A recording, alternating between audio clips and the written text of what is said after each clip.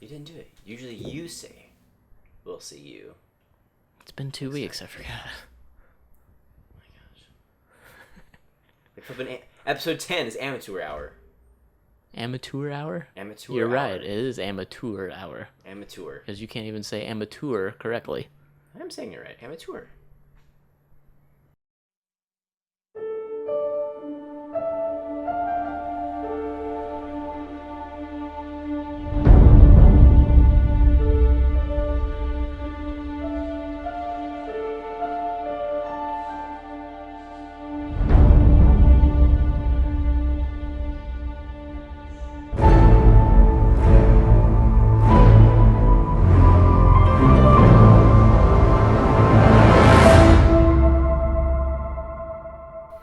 Hello and welcome to episode 10 of the CP to the Second Degree podcast. Diaz. This is your home for everything in the Nerdosphere, from the silver screen to the small screen and everything in between. I'm one of your hosts, Clayton Presson, and I'm joined as always and forever by my brogue leader, Corbin Presson. Hey, what's up? Not much. I guess we should initially address the elephant in the room. Where? It's just right back there. The Guy Fawkes mask? No, We the are elephant. not affiliated with Anonymous. The elephant. Oh. It's been 2 weeks It has. since our last podcast went live. And We have failed on our promise to have a new podcast every Wednesday at 9 a.m. Central Standard Time. if anything, all it does is it shows our viewers that we are human. True. And we are not perfect. So basically what happened, for Yes. anyone who's curious, we had family come in from California. Stockton, for those who want to know, usually whenever I say California, people are always like, oh, what part?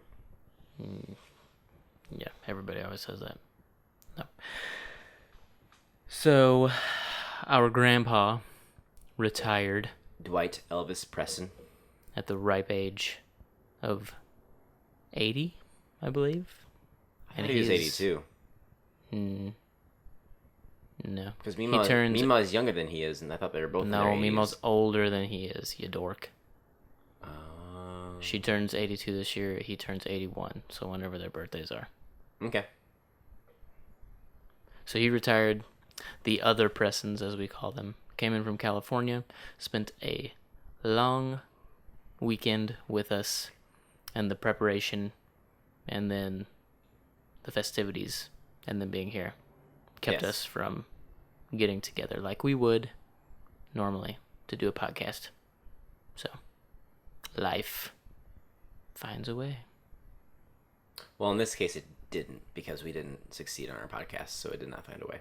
But you didn't let me finish. Oh. I was dramatic pausing, and then I was going to say, A pregnant pause. to ruin our podcast. Yes. There we go. Life always finds a way to intervene in our creative endeavors. So, that being said, I guess we should get down in the nitty-gritty unless you got some more chit-chat you want to talk about. You haven't even asked me how I'm doing. How are you doing today, Corbin? Well, I mean, now that you ask. Oh, goodness gracious. I'm doing pretty well. The past 2 weeks that we have not been podcasting have been very, very, very busy weeks. One of the things that happened during those 2 weeks is E3, which was dynamite. Yeah. Lots of cool things came out of there. A lot of cool things from the Sony press conference. One of the coolest things to see is that long-rumored Spider-Man exclusive game for Sony, being made by Insomniac Games, was shown off. Smart move by Sony. I mean, they own the rights. Yeah, they own the Once rights. the Why not make it an exclusive? once the publishing rights reverted back from Activision, I mean, you can totally do it all in-house now. Yep. So it was a very smart move. It's a bright future for Spider-Man games. I saw The Conjuring 2 last night. Oh, super scary. It was awesome. I don't know if I would necessarily say it was scarier than the first one, but the story was a little bit cooler and it was more intense because it was just like nonstop. I went and saw it with a couple friends of mine. One of them being Nick, who is an avid listener of this show.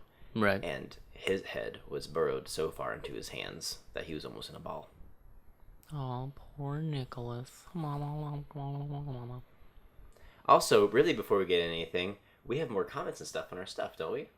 We do? You want to do that now? Well, yeah, might as well. We don't want to like get into news and rumors and then. You say more comments. Did we? No, I guess we didn't. The comments being, of course, our YouTube channel. Those of you who are watching us right now, you have been the most active as far as comments go, and I appreciate you and I love you because we ask every week for you people to talk to us. And no one talks to us. We had that sleazy ace. It was a review in iTunes. But I think that's the only thing we have in iTunes. He was drinking our Kool-Aid. He liked this a lot. So I think we read Michael Matheny. All the comments so far have been on our Tron episode. It's very popular. Interesting. For whatever reason. Because as far as like the podcast goes, our most popular was Snoke. But then the YouTube side is Tron. Different markets. Very interesting. So we've got a comment from Jacob Brown. Oh. He says, they should at least remake the first Tron. Because as you may remember or may not know, our topic of the show for our Tron episode was Tron 3. Where the heck is it? Where is its future? Right. The actual title is Tron 3 a must-see. Hey, that rhymed. So I don't think I ever noticed that before. This guy's takeaway was he would want them to at least remake the first one. And I think we talked about the first one a little bit in that podcast, how it's kind of a timeless first movie to ever have computer graphics. Like, it represents a whole lot, so I don't necessarily think it would need to be remade. Well, and to remake the first one is to totally undo Legacy, too. You know what I mean? Like, you're just, like, you're flushing Legacy down the toilet. Yeah, I guess it depends on what he wants out of a remake. Does he want a shot-by-shot with modern-day graphics? Or does he want a complete reboot? I think a reboot would just be silly. You can do soft reboots via sequels. Yeah. But thank you for your comment, Jacob. We also have a comment from Bro Gaming. A.K.A. Brandon Eckard. I don't know who that is. I command Disney to make a new one. LOL. With the power of words and willpower. We'll make it happen. At this point, not even the power of Grayskull is going to help us. Then he also comments on how our sub count is a little low, and he doesn't understand why, because it's a good video. Hey, thanks, man. That's awesome. So, hopefully he clicked that subscribe button, and we appreciate your kind words. Most definitely. There were a few other things I wanted to chit-chat about, but now that we're chit-chatting, I don't really know what they were. Haha. There was, to The Conjuring 2, which was Patrick Wilson is just my heart. My heart. He's a man that I love. Your heart. My heart. My heart beats for me, ma. My heart. No, not for me, ma. For me, ma. No. Me, ma. No. Me, ma. Me, ma. Me, ma. My heart beats for me, ma and papa. Me, ma. Me heart. I don't know. I guess. Yeah.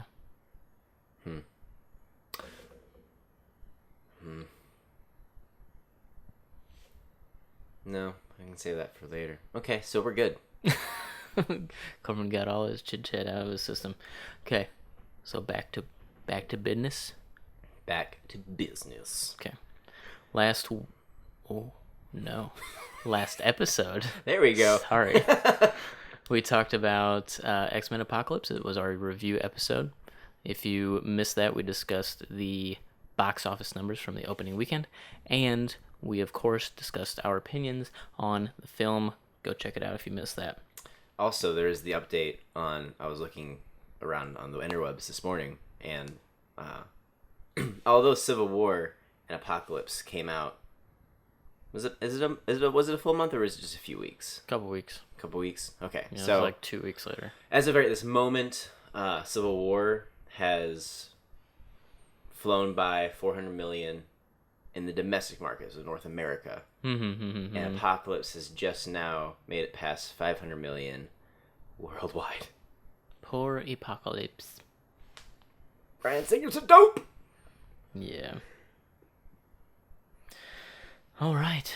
Remember, all of our episodes, most of the time. I mean, our record stands that more times than not, every week. Yeah. And I guess I technically say all of our episodes come at you free every Wednesday. Well, I do say every Wednesday morning. But technically, every Wednesday there are free episodes to listen to. True. We have an entire backlog that can be accessed at any time of the day. True. We'll do better, people. The Presson family from California comes like every 4 years, so...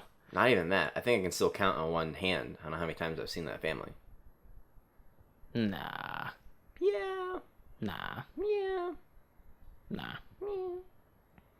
But, all that being said, our episodes come at you Wednesday at 9 a.m. Central Standard Time. They are free, of course, as usual. You can check us out on Podbean, iTunes, or YouTube. We're also starting to look into getting our podcast on all of the podcast services. Yes. I'm working on that now. Also looking at... Well, do we want to talk about the... Huh? Do we want to talk about the... No. No, not yet. Not yet. Not until we have things squared away. Yeah. Okay. We got something in the pipeline. Actually, 2 things in the pipeline because I'm kind of skeptical on doing that too quick because of the other thing that we've been waiting on for like a bajillion years. But I talked to the guy about the other thing, and like he still like wants to talk and stuff, but since he took over his new store, it's been like really, really hectic for him. So like that needs to calm down before he can like do it. You know what I mean? So I don't really know. Like I talked to him a few days ago, and I was like, "Hey, like, we still why doesn't? Here's what needs to happen then. Just put us in charge." I don't think that's gonna fly very well. Just give us that whole section. We'll just do it. I don't know. Ask him next time. Okay. Tell him I know it's hectic. I know you want to get this branch of your thingy started. Why don't you let us do it? It's very exciting that literally anyone listening has no idea what we're talking about. No idea at all. Because we haven't told anyone. But you will someday, because it'll either happen or it won't happen, and we'll tell you. Don't be like butthurt about it. Be like, well, this is what you get instead. Yeah. So, have that conversation. I'll try this week. I'm tired of waiting. Yeah, check us out on all those things. We'll let you know, hopefully by next week, all the different places we're going to be adding where you can listen to us. Okay. That's basically it. For the intro? Yeah. Yeah. Kind of not as scripty as usual. That's okay. So, today, in this episode, we're going to be talking about Rogue One. And all those rumors regarding its progress and state of being. But before we get into that, let's crack open the interwebs, grab all the grains of salt in news and rumors. So, first off, in news and rumors, I want to open up about some pretty sad news. Actor Anton Yelchin passed away at the age of 27. He did. He is an actor I've always been very fond of. We first saw him in the Taken miniseries that Steven Spielberg did for Sci-Fi many, many moons ago. That show came out in 2002. Okay. He was in 2 episodes. He was one of the half alien, half human offspring. He was also in other movies like Alpha Dog.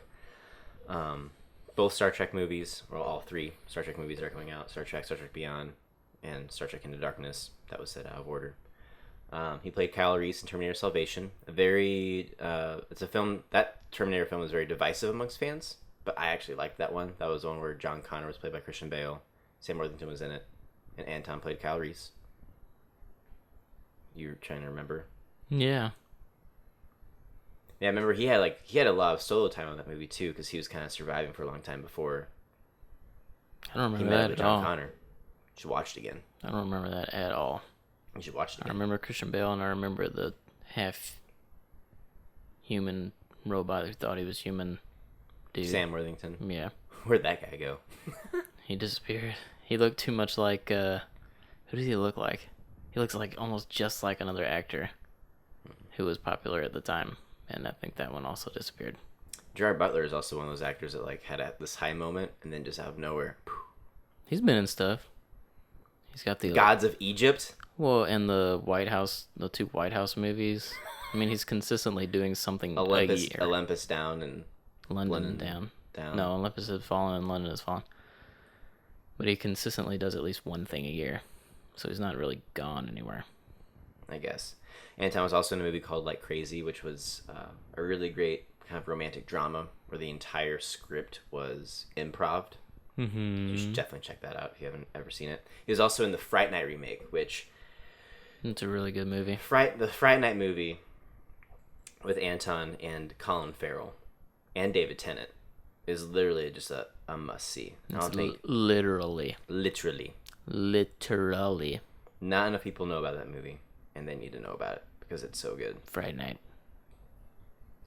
Go check it out. Not the original. Don't watch the original. The original Fright Night is 2014?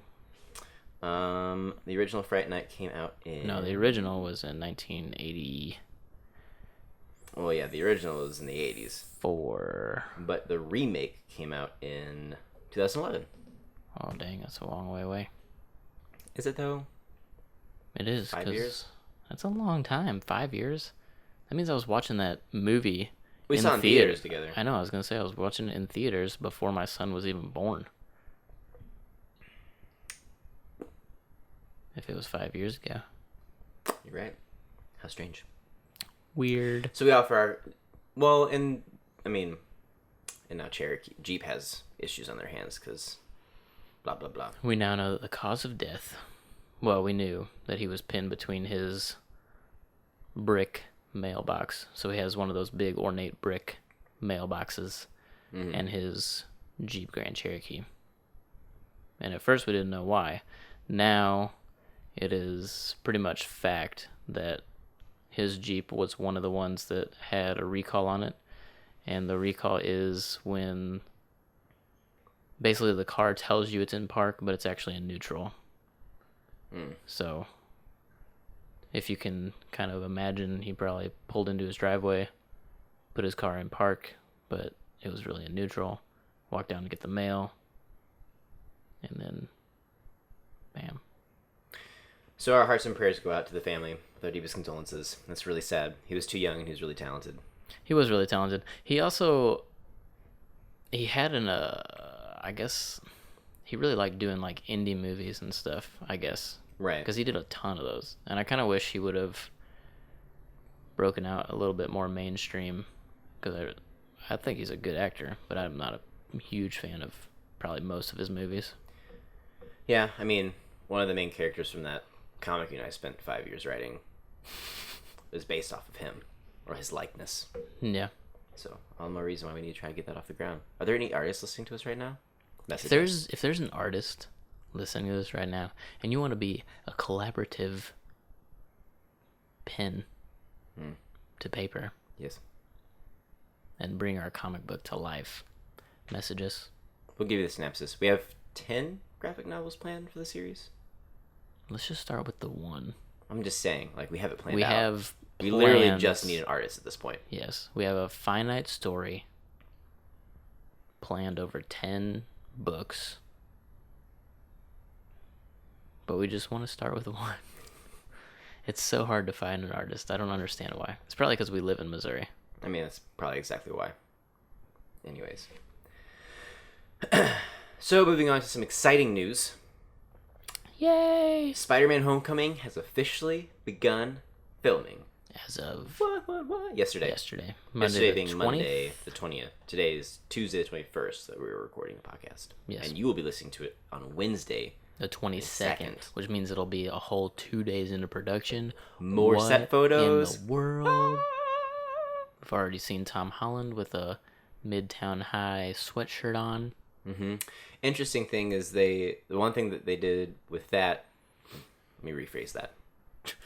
Okay, so Peter Parker went to Midtown High School in the comics. One of the things that the Amazing Spider-Man franchise did was they rebranded it as Midtown Science and Technology School. Mm-hmm. To kind of, I guess, just give the effect that he's at like a really gifted school, not just like slum school that he don't Although, went to. that was still strange because like Flash Thompson was still like the same. Like, how would he be in that school? Right. But what's interesting is that his sweatshirt, unless the technology stands for like mechanics. yeah. But what's interesting is that the sweatshirt he's wearing is of the same name. So like the Midtown High School is called like the same thing that they did in the Amazing Spider-Man. So it's not just Midtown High; it's Midtown High School of Science and Technologies. Humble. So interesting. Yeah. Donald Glover has been cast in a mystery role. You might remember that when the Amazing Spider-Man was trying to cast a Spider-Man, he was vying for the role of Peter Parker, causing up such a storm of people being like, no. And people being like, you're racist because you think that a black man can't play Peter Parker. It's like, I'm not racist. Peter Parker has brown hair and brown eyes and is white. He's from Queens and blah, blah, blah, blah. It'd be like casting an Asian person as Harry Potter and then you calling someone a racist for Harry Potter being Asian in the movie. It's the day we live in, Corbin. Race and gender is fluid.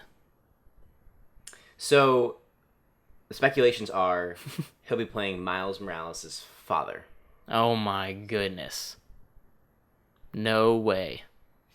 Just saying, that's the speculation. No way. Speculation he's going to probably be playing one of his teachers or something. How old is he now? Don Glover is in his 30s. I must be thinking of the wrong guy.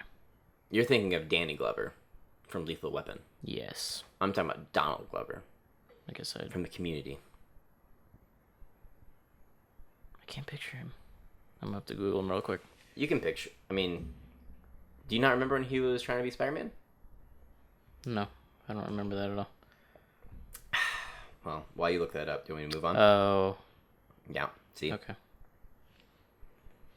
Yeah, I don't remember that. Yeah. But of course, the part went to Andrew Garfield, who did an amazing job. Oh, that was way back then. That's why. Yeah. Remember, he had my mind was still on Homecoming. He had photoshopped himself onto a picture of Tobey Maguire as Spider-Man. So, like, it was his head. I remember that now. The Tobey suit in the alleyway. Yeah. So. Yeah, I remember that. So we'll see. Do you think? I don't know. Cosplay as Miles Morales and leave us alone. I don't know. I just have a hard time believing that Marvel would buy into that. I just don't see Kevin Feige being someone who thinks that Miles Morales is worth it. Unless they're gonna try and double down on, because like Kevin Feige we know now has said, we're just gonna make the movie for you, Sony. Right. We're just gonna do it, and you can still have all the money. Blah blah blah blah. We're just gonna leave me alone. We're just gonna do it. But maybe because Sony still owns it, maybe there is still a little bit of, we still want to have that Spider-Verse on our hands. Oh, yeah. So maybe that's why they're doing like little Easter eggs like that, if it ends up being true. I am so torn on the idea of a Spider-Verse. Part of me thinks that it would be the dumbest thing, but at the same time, it could be awesome. Would it be kind of cool to have a Spider-Man movie where you have Tom Holland, Andrew Garfield, and Tobey Maguire all suited up as different Spider-Men? Because you could just play on all the different dimensions and stuff like Spider-Man does sometimes.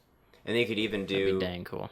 Like what they did with the game, where the game had all the voice actors who had ever played Spider-Man and voiced different Spider-Man. So they don't necessarily have to be suited up as their original on-screen counterparts. You could have like Andrew Garfield as like the noir Spider-Man or something like that. You know what I mean? Just like pay tribute to the fact that he did wear the mantle and he was Spider-Man, but you haven't played a different Spider-Man.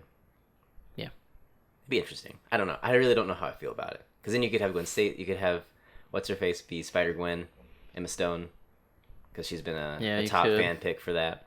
You could. I don't know. What are you looking up? Myth. Okay.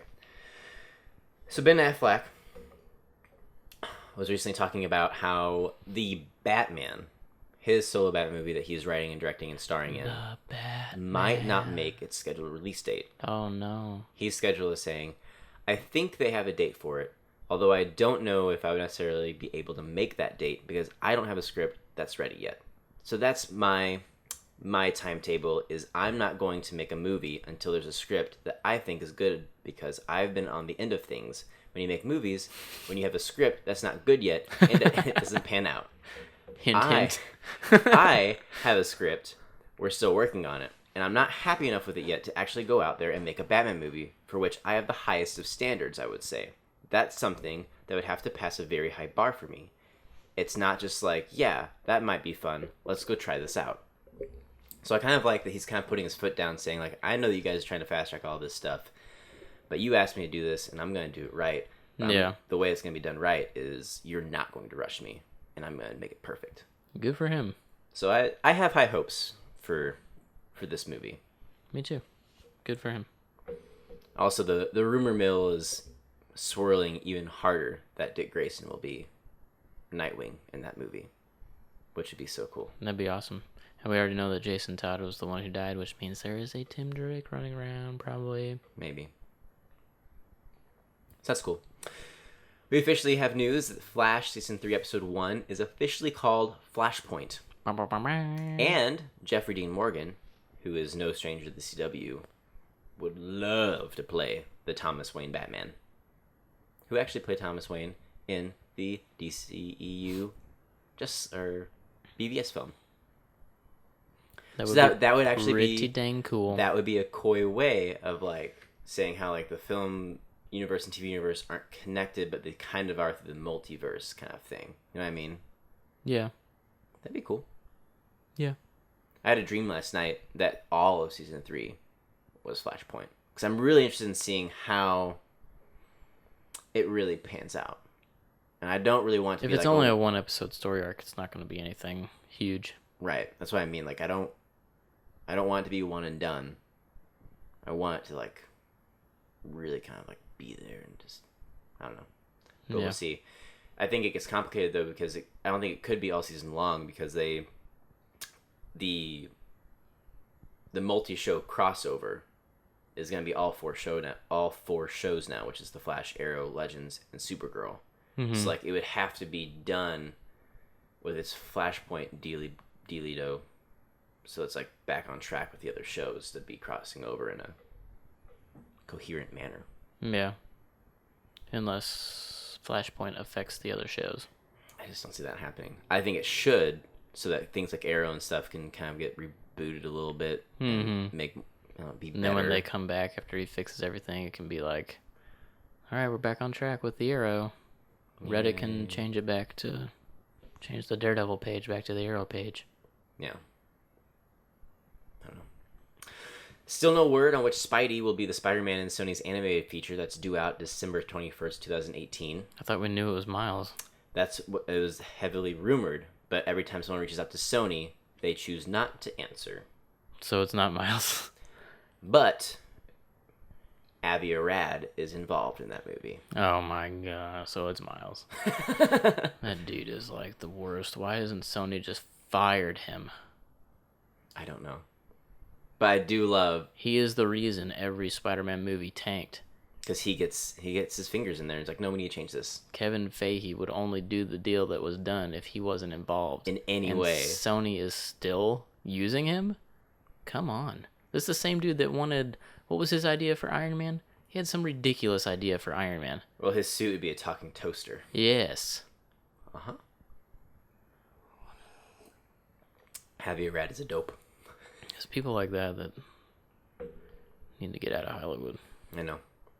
Independence Day Resurgence director Ronald Emmerich says that he is filled with disdain by the notion that his movies are in any way similar to comic book films. This dude's a major dope. He says this, quoted, "When you look at my movies, it's always the regular Joe Schmo that's the unlikely hero. A lot of Marvel movies, they show people in funny suits running around. I don't like people in capes. I find it silly when someone dons a superhero suit and flies. I don't understand it. I grew up in Germany. That's probably why. Are you reading that from IGN? Comicmovie.com had that interview. Do you have something else? Well, the IGN article on that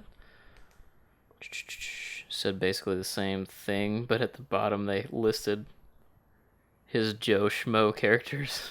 And for those of you who are listening, I did air quotes, so hang on. Well, I was actually going to list some of the movies that he's directed, so let me read those okay, too. Go ahead. So although he did direct The Patriot, Independence Day, and Stargate, he is also known for directing The Day After Tomorrow, 10,000 BC, 2012, White House Down, and the forever scarring Godzilla from 1998. Oh.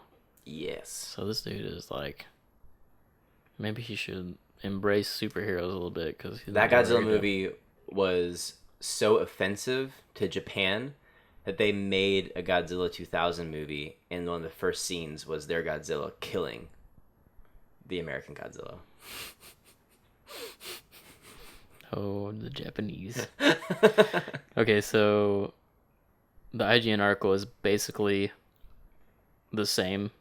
It has the quote, and then at the bottom it says, Emmerich's Joe Schmoes have thus far included a special forces agent brought back from the dead with superpowers, the ghost of a butler possessing a grandfather clock, and the President of the United States. Those are some average Joes right there. It's because he's from Germany. Yeah. Oh, Universal Soldier. So he directed Universal Soldier. I don't think I ever saw that. And what was the other one? We know the President of the United States was Ghost Case. 3.9 out of 10 on IMDb. Never heard of it. Basically, his track record is shitty films. And not so average Joes. Yes. Sometimes. But don't worry, Ronald. I don't think Marvel would even want you touching one of their projects. Yeah. So It honestly kind of offends me a little bit. And I almost feel like that hoity-toity dude from Chopped, who's always like, you cut that fish wrong and it offends me. But it really does kind of offend me. Because it's not Who in the Marvel Universe wears a cape until Vision showed up? Well, Thor. And Loki. But they're And from Odin. Asgard. That's true. Like it's different. It's a part of the North mythology. Like, it's not like somebody from Earth got superpowers and put on a cape. That hasn't happened yet. True. Unless you count the Vision, who's an android. Who looked at Thor and was like, that's kind of cool. Yeah, exactly. So, I don't know. It rubs me the wrong way. They put on capes and then they fly, and it just doesn't make sense. Okay, well, why don't you shut your face? Your alien spacecraft that's twice the size of Earth crashing into Earth and Earth being okay. It doesn't make sense. Ronald. They have the new TV spots. It's over the Atlantic Ocean. Where at in the Atlantic Ocean? The whole thing. Okay. Anyways. Warcraft may have opened softly in North America, but its bombastic opening in China has already warranted a sequel. Once again proving that China right now is the market to pander towards. Do you have any information on how decent because it's doing decent here also, right? It is. It has very mixed reviews. I don't have the numbers on hand. I think But from fans, which normally seems like even lately we've been agreeing with the critics more and more. The fans seem to but have from loved fans actually really like it. Yeah, for the most part. Yeah, but the China opening alone made enough money to get just to warrant goes a to sequel. show. China is the place to go. So, but at the same time, you don't want to pander to the Chinese market because you have if you want to make the money. the Homefront video game. Yeah, was originally going to be China invading, not North Korea, but they changed it because they didn't want to offend the Chinese and make money. Like that. Who That cares? to me is ridiculous. isn't most of China not even allowed to play video games? Probably, but it's still ridiculous. because of like the region locked and all sorts of other censoring things. Well, so many things aren't the allowed to be current played generation there. of PS4 isn't region locked. Oh, okay. So. So that their rumor mill is saying that Mephisto may be the big bad for the Defenders. That the Hand is working for him and trying to summon him. Mephisto being kind of like the supernatural Earthrealm devil of the Marvel Universe. See the guy who... He's all red, he's got the cape, he's the reason for Brand New Day. Yeah. He erased the love between Peter Parker and Mary Jane was so strong that if he took that away, he could feed off of so much energy. Mm-hmm. So, but in the words of Brian Michael Bendis, their love was never meant to be anyways, so... There's so many dopes nowadays, Corbin. So many dopes. So many flippin' dopes. Justice League, this was actually this morning. Justice League is no longer a two-parter. Really? Zack Snyder still says that the part 2, there's still supposed to be a Justice League movie that comes out that year, but it's just a sequel. But it's no longer a overarching story spanning 2 films. It is going to be one solid film that is Justice League. And probably the right work on move. the sequel. Most definitely. I wonder if it has to do with Marvel finally saying that their Infinity War Part 1 and 2 will be 2 separate stories. It won't be a continuation. Probably. Marvel's not doing it. Marvel's not doing it anymore, guys. What do we do? I mean, that's Marvel's the only place they have to look for success. Yeah. They can't look at themselves. Damn. Oh. Shots fired. Bang, bang, bang. The reviews of All the... I want to do is bang, bang, bang, bang. Chick. The reviews of those who have seen the Ultimate Edition BVFs have said that it is much more coherent and makes more sense and is more enjoyable to watch. When does this thing come out? Do we know? Because I kind of want to do a re-review episode to mirror our premiere episode and see if our opinions change at all. Yeah. I'm actually kind of... If what they're saying is true, I'm envious of those whose first experience is the movie, because they won't really understand where we were coming from the theatrical release. Because I'm pretty sure it's only being released in the Ultimate Edition. I don't think that there's going to be a theatrical version. Well, that's probably the right move. But it comes out July 19th, so... Oh, it's still comes a ways out away. Still a little ways away, so we'll keep you posted on that episode. 6 days after I get my tattoo. Oh, you're tattoo. Yeah. So, we will keep you posted on that. But I agree. I wanted to do a re-review. A re-review. See how good it actually is. Netflix is changing their deal with the CW to decrease the amount of time between a new season of their show being uploaded to Netflix. I'm wondering how much time is going to be decreased, because they don't mention that in the article, I don't think. I think they said a few weeks. Because it's already pretty quick. I mean, season 2 of The Flash isn't up yet. I thought it was. Nope. But the downside to this new deal means that the CW will be ending their contract with Hulu as a streaming service. So for people like me who watch The Flash and Legends on a weekly basis on Hulu, I will be screwed. Because now I have to wait for the season to end. Or I guess I could watch it on the CW site, but that's harder to do from the PlayStation. Yeah. You could just hit record on your DVR. No one's got time for that, man. No one's got time. No one's got time to press record. Supergirl has found its Superman, and actor Tyler Hoechlin, who is best known for his role in MTV's Teen Wolf. Hmm. You know who I'm talking about? I forget his name, but he's like the main character's... He becomes the main character's mentor, right? In the first season? No, in the first season, it's kind of like the bad guy, the shady mystery man, and then he kind of becomes a good guy, and then he then kind of becomes the mentor. So that was a show I fell away from, but I think was supposed to still be pretty good. It was good. I fell away on this most recent season because it does weird things sometimes. Because they had a season 1, then it took a full year to come out with the season 2, and then the season 3 came out like 3 or 4 months later, because it was a summer show. Mm-hmm. So it started as a summer show, so it was a little bit shorter. Then you had to wait till next summer for season 2, and then season 3 came and hit at January, the following January. So like it was really quick. And then I guess they had another season. They were doing like 2 seasons a year, almost. But then they started like this weird story arc with like these mystical doctors, and like it stopped for a while, and then when it came back on, I wasn't watching it anymore, and it had potential. MTV ran it into the ground, I think.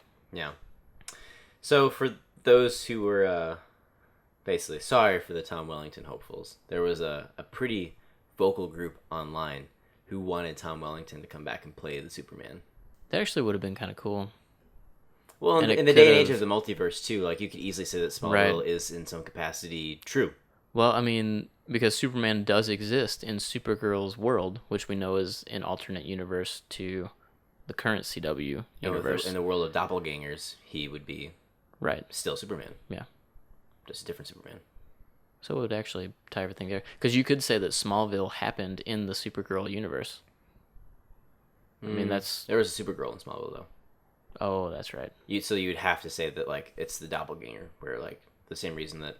I forgot that other girl was Supergirl also. Yeah, she also played a villain in Supergirl. That actress. The current? Mm-hmm. But they... Tom Wellington was involved in a new show that CBS was looking to pilot, and they actually changed their minds. So his schedule had opened up right around the time they were casting, so that like even fed more into the fire of, will he play Superman? Because he even said that he would if they asked him. He was like, well, I haven't talked to anyone, but it would be interesting. He looks the part more than this dude. I agree. I don't think that this dude looks the part. No, and like I've always said, with everything I hate about that show, the one thing that was done right was I think Tom Wellington did a great job as Clark Kent. Mm-hmm. Like that Boy Scout farm boy. Like he nailed the character really well. It was just everything around him sucked. Yeah. And plus, him not wanting to wear the suit got annoying after 10 seasons, but, you know. Yeah. What are you going to do? The Blur. Isn't that what they called him for a while? The entire show. The Blur. He wasn't called Superman until the end. He's the Blur. The Blur. Yeah. So Charlie Cox has recently come out and said that he actually auditioned for the young Han Solo. He was brought in for this mystery... That would have been so awesome. He was brought in for this mystery role audition that was like super secretive. And he says now looking back on it, he's like, it was Han Solo based on like the interaction stuff. But he didn't know what he was auditioning for. They brought him in. And he actually mucked up the interview or the audition because the casting director kept saying, why aren't you looking at me? And he was like, he had spent the past year and a half playing Daredevil and getting used to like having to not look at people. That became second nature. So he goes, I did not get a call back because I am a effing idiot. Oh no. It's like awesome and terrible at the same time. He is Matt Murdock now, but we could also have had him as Han Solo. So yes, his devotion to Daredevil really messed him up on his Han Solo. Why aren't you looking at me? That's like a really funny story, though. That is a funny story. I would be like shooting myself That's in the a foot. good, like, I'm on Jimmy Fallon, I'm going to tell that story in 5 years. Right. So. But that's pretty much all I have for news and rumors. It was really hard to contain myself because we obviously missed 2 weeks of news and rumors. But for you who are listening, that is like super old news if you're in any way, shape, or form plugged in. So right. Like I could have talked about, they casted Laura Croft in the Tomb Raider reboot, and all that stuff. But, yeah, you have to draw a line somewhere. So I just tried to keep it what came out this past week. Cool. So let's get into the topic of the show. I want to start things off by reading an article from IGN that basically sums up... I want to start things off by quoting you either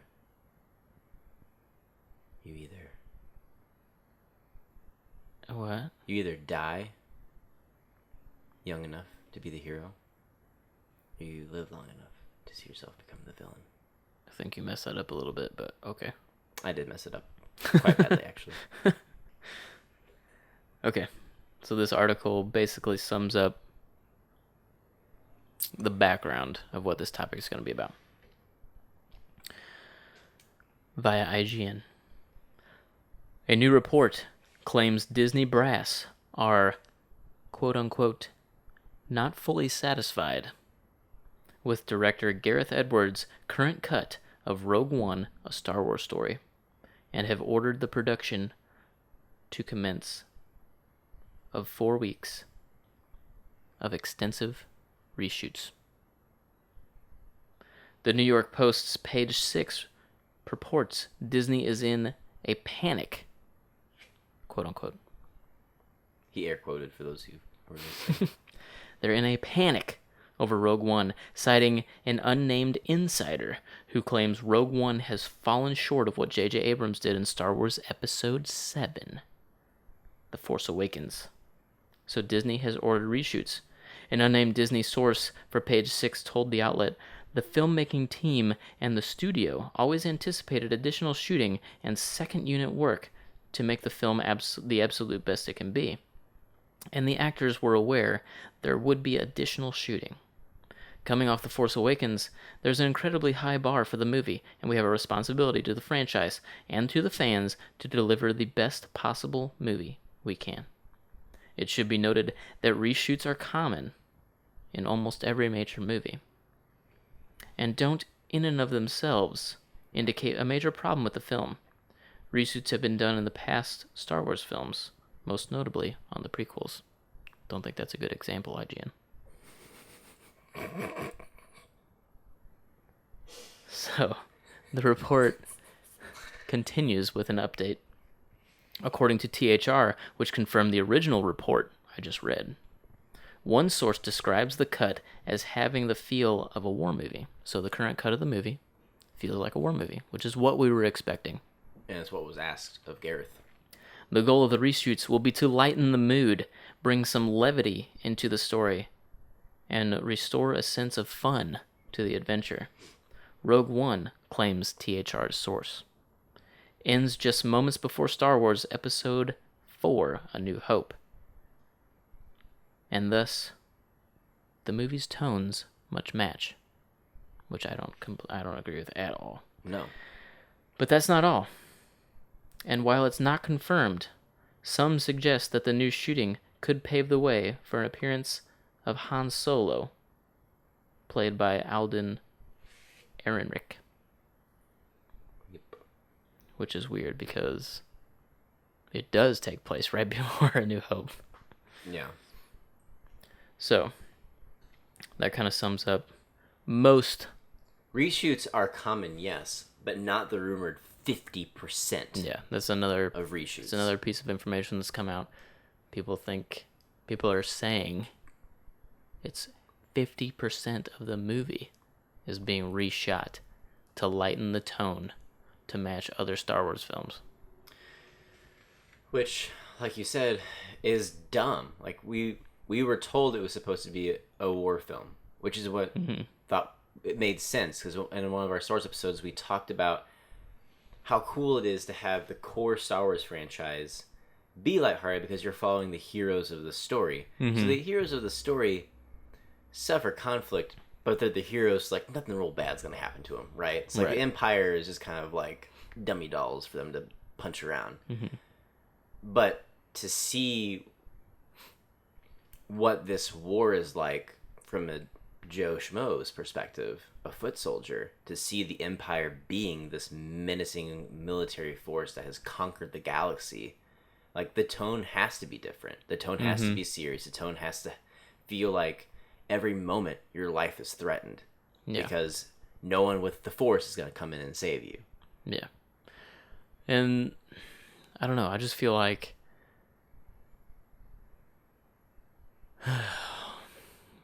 I guess we can just jump right into this point, but I think that sub-genres within Star Wars should exist.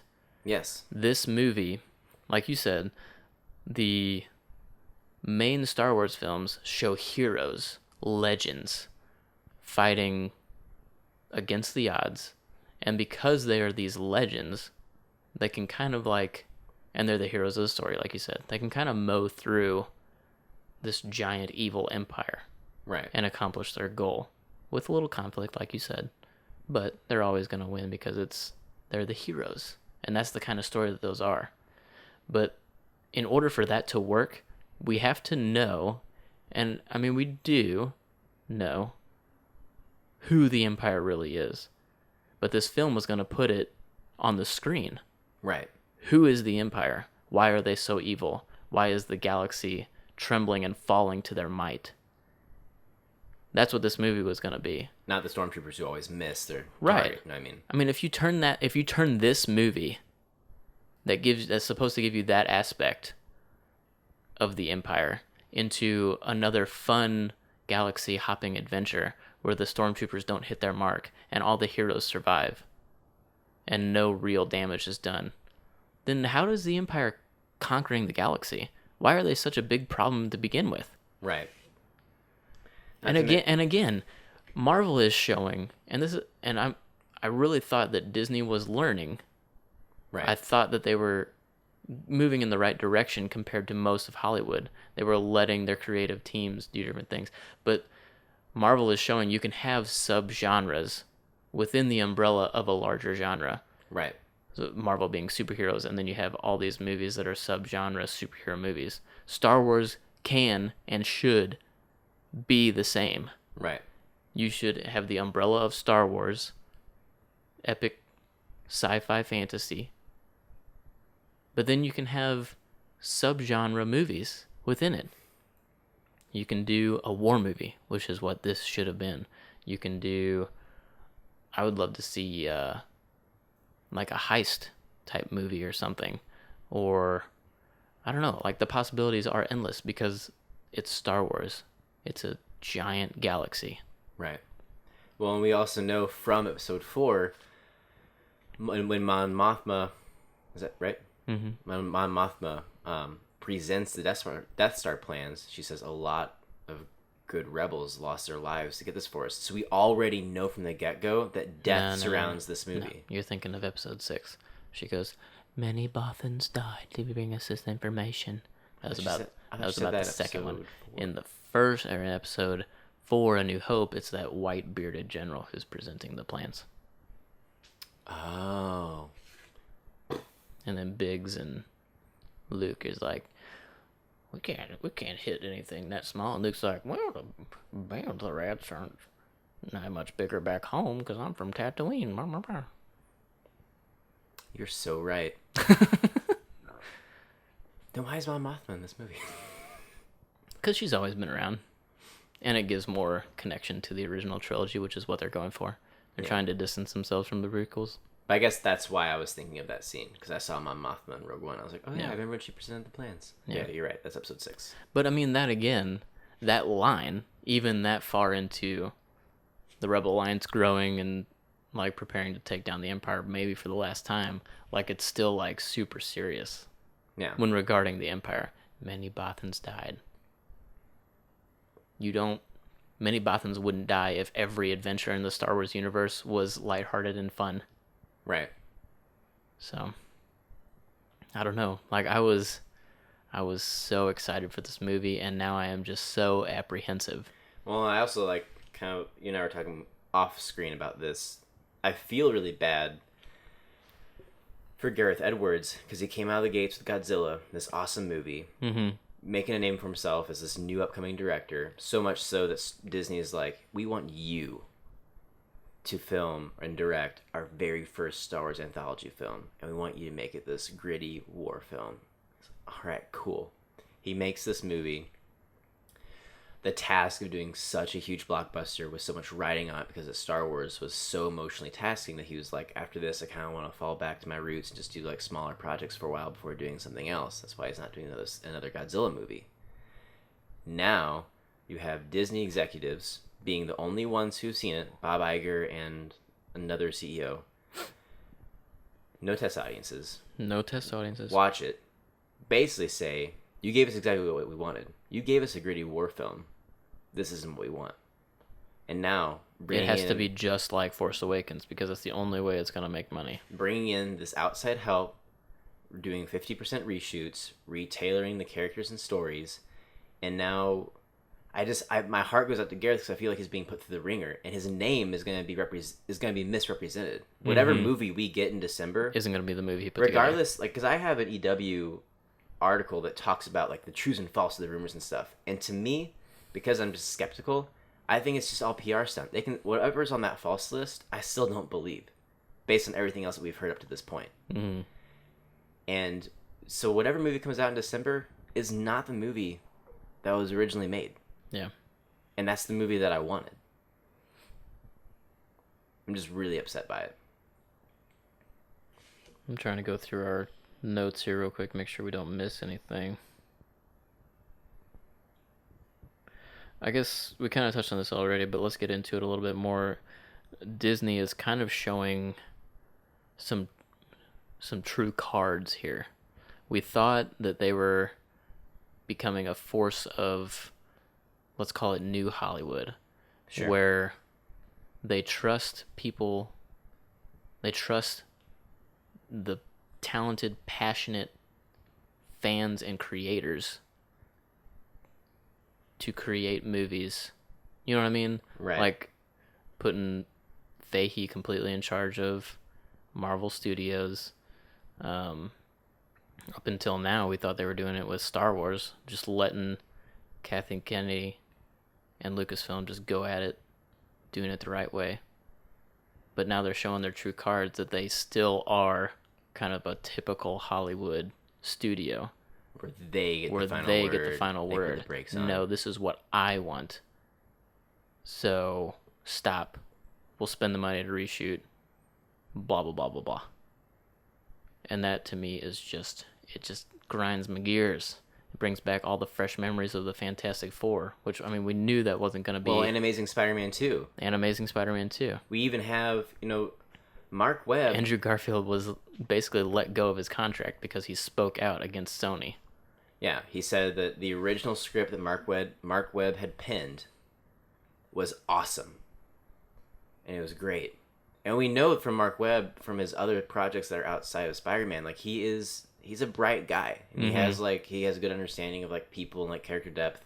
Like 500 Days of Summer is like one of my favorite rom-com films because it's not really rom-comming. It's like just real people. Right. And it's kind of quirky. Anyways, he spoke out and said it was Sony, while the movie was shooting, changing everything, trying to like make it this typical popcorn flick, that ruined it.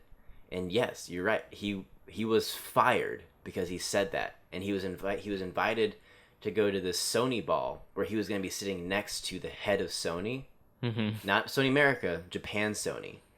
And he said, "I'm not coming." He wanted to take a stand against the studio because he was so infuriated by the way that the movie was treated.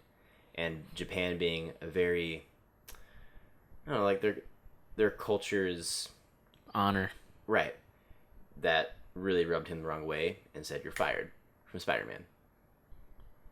But I mean... But it all came from Andrew wanting to say that, like, this is one of the problems in Hollywood, is you guys aren't trusting the creative teams that you hired. You think you know best when clearly you don't, because the final product is just a mess. Right. And it's because of you. Yep. And, you talking about that, all that, Disney has like the plussing program that we've talked about before, which is a good thing. It's good to push the creatives to be better, to do more, to continue to improve on their products. Mm-hmm. That's one thing. Pushing is one thing. Because you're still saying, what can you do? Exactly. What can you Motivating do? And pushing is good. Grabbing hold and pulling to your version, your vision, or what you think will help your pocketbook is wrong. And that's what Disney's doing right now with this movie. Regardless of whether these rumors are true or not, they are reshooting a significant portion of this movie, and they are changing it to be a lighter tone. Yes. And that's wrong. I'm so tired. Hollywood is just so detached. They don't understand what people really want. The thing that I find frustrating is that it does ultimately all come back to the greed, right? They want to make as much money as possible because they think that it'll be the most, like, across the board accepted. But you have to be so naive and dumb, in my opinion, to think that any of the Star Wars anthology films will honestly be as successful as a Star Wars core film. Like, to me, I always knew that Rogue One was going to be successful. I knew it was going to be awesome. But me as a fan, I always realized, like, it's not going to do what Force Awakens did. And it's probably not going to do what Episode 8 does. No. And I would even dare say that Episode 8 probably won't do what Awakens did. But that shouldn't scare you. It shouldn't. Which is probably what's going to happen. So, oh my gosh, we have to change something. It's like, no, like, understand what Force Awakens was. Yeah. This whole situation, it's bigger than just this movie. Yes. Because you hit the nail on the head.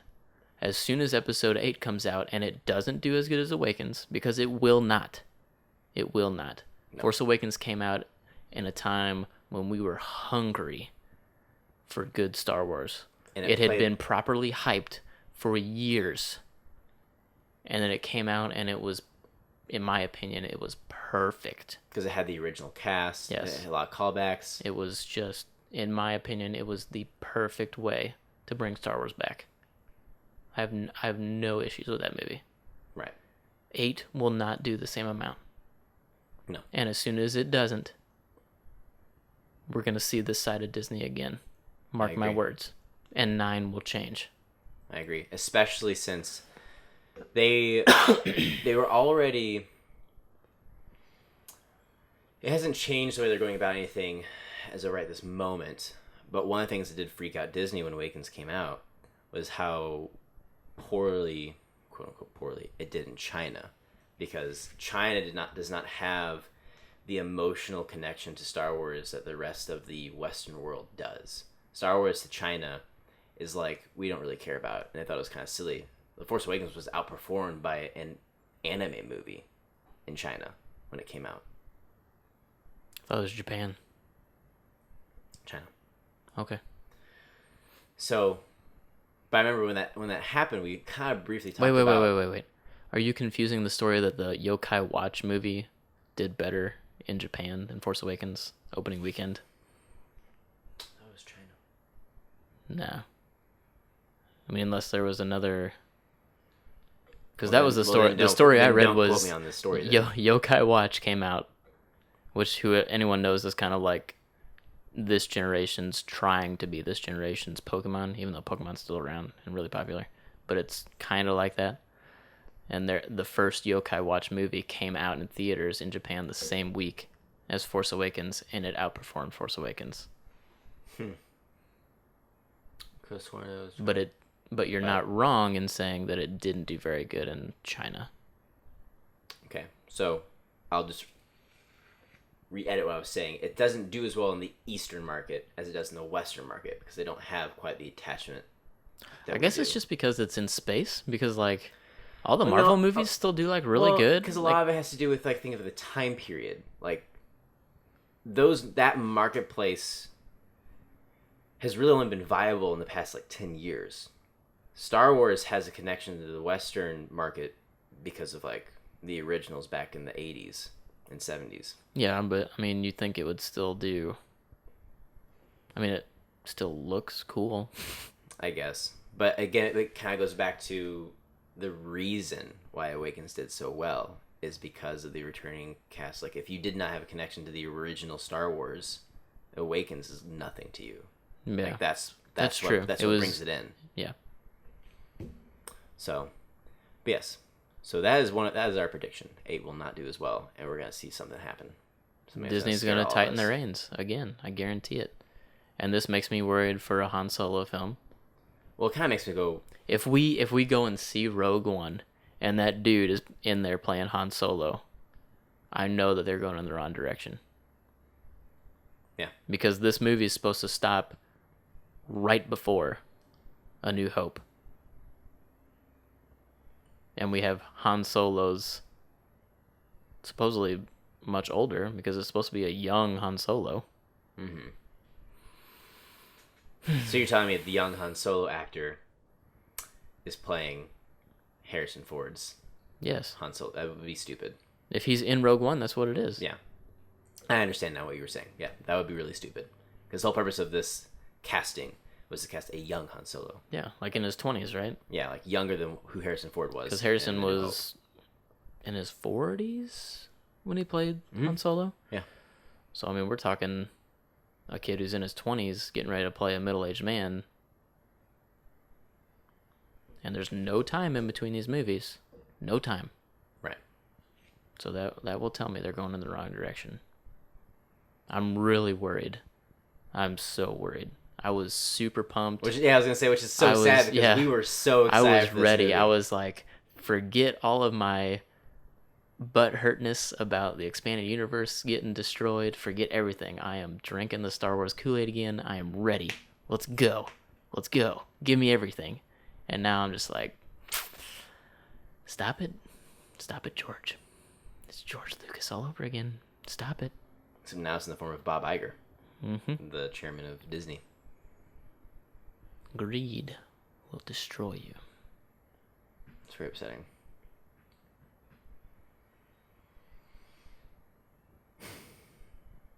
Guess that's it. I really don't know if we have anything else to say. Yeah. I think we should end it there because, like I said, we're worried. If there's any takeaways from this, we're worried. You should be worried. You should be worried. All right. Let's outro this. Well, thank you everyone for coming back and listening to us. For those who were wanting to know where we were with family. And although we would like to think of you as our family, they're our real family. We will do better to come to you every week. You have our word that we'll try better. Next week is going to be the topic that episode 10 was originally supposed to be before this news shattered the interwebs. Next week, episode 11, will be The Flash Season 2, our review of the season and its finale, and where we think Season 3 could and should go.